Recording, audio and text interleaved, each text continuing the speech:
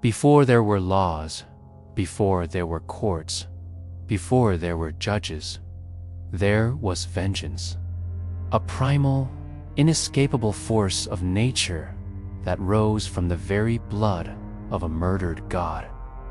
In Greek mythology, that force had a name: the Furies.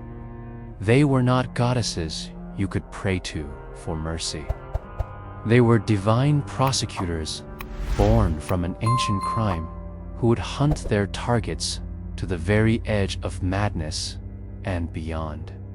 They were the personification of a guilty conscience, the hounds of justice that never slept.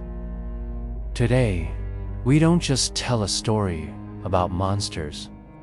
We open the story of the origin of justice itself, and the great celestial murder trial that put these ancient agents of vengeance in direct conflict with the new gods of Olympus.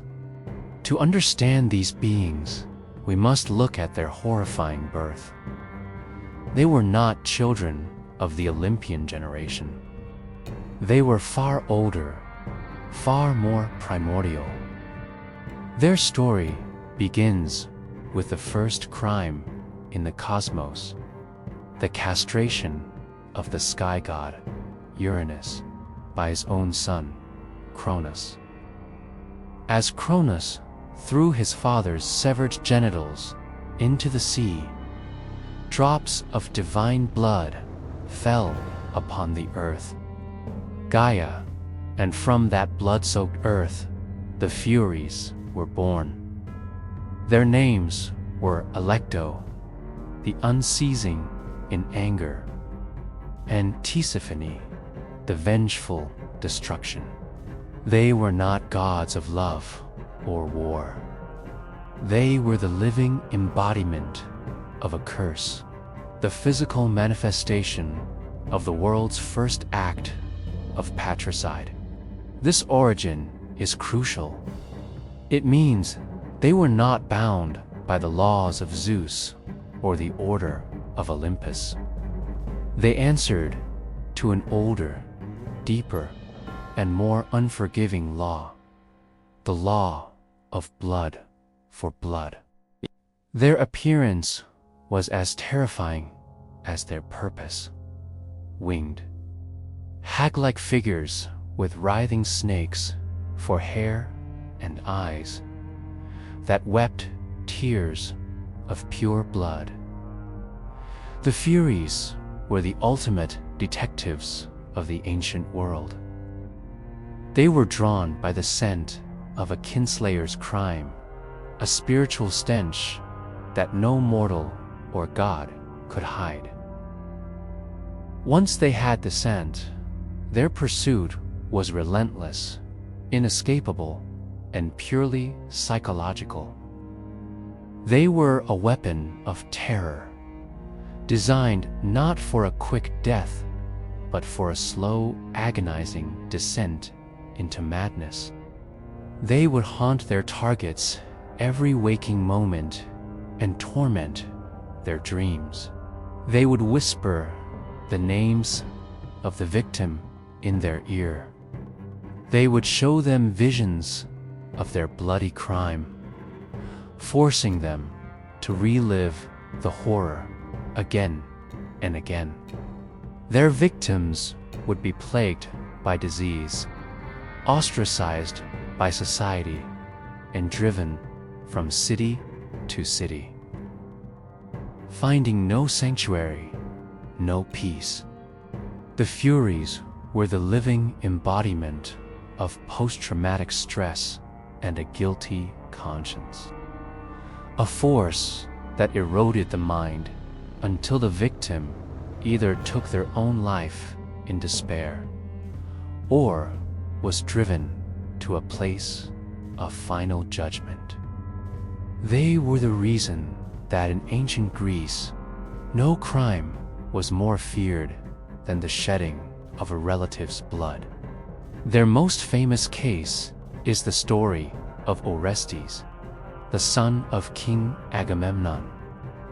After the Trojan War, Agamemnon was murdered by his wife, Clytemnestra, to avenge his father, Orestes, on the direct orders of the god Apollo, returned to his home and murdered his own mother.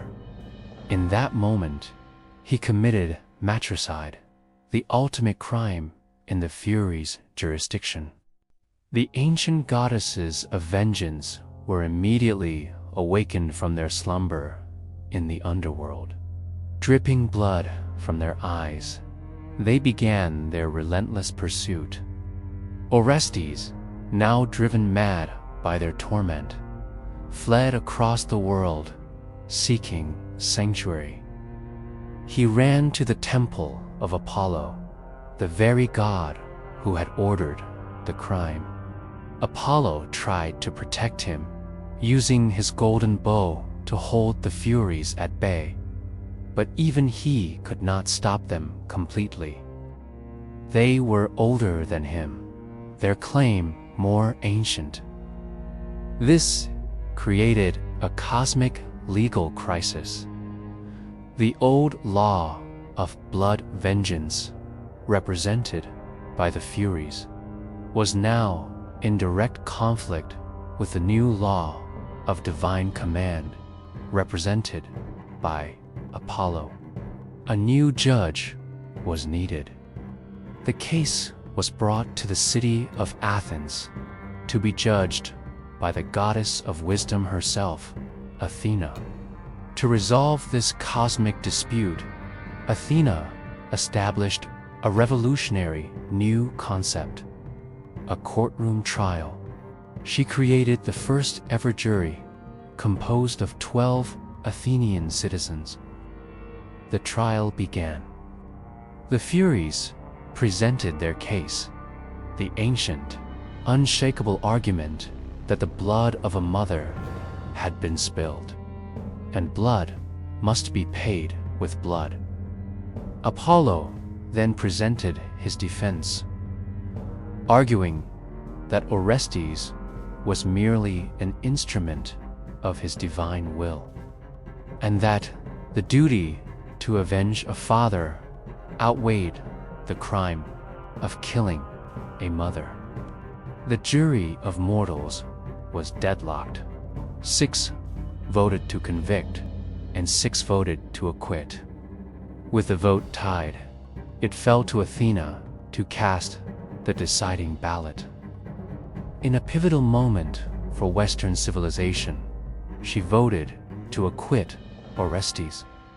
She argued that the law of reason of the new order of Olympus must take precedence over the old cycle of blind vengeance. Orestes was free. The Furies, enraged by the verdict, threatened to plague the city of Athens forever for this injustice. But Athena, with her great wisdom, did not fight them with force. She reasoned with them. She offered them a new, honored role in her city. They would no longer be the Erinyes, the angry ones, feared and reviled. They would be transformed into the Eumenides, the kindly ones. They would become the honored guardians of Athens, protectors of justice, family, and the social order worshipped in a sacred grotto, and they accepted. The story of the Furies is the story of the evolution of justice itself from primal, bloody personal vengeance to reasoned civic law decided by a jury of one's peers. Their transformation represents the taming of humanity's most violent instincts and their integration into a civilized society. So, what is your verdict? Was Athena's decision a wise act of progress, or a political move that allowed a murderer to go free and weakened true primal justice.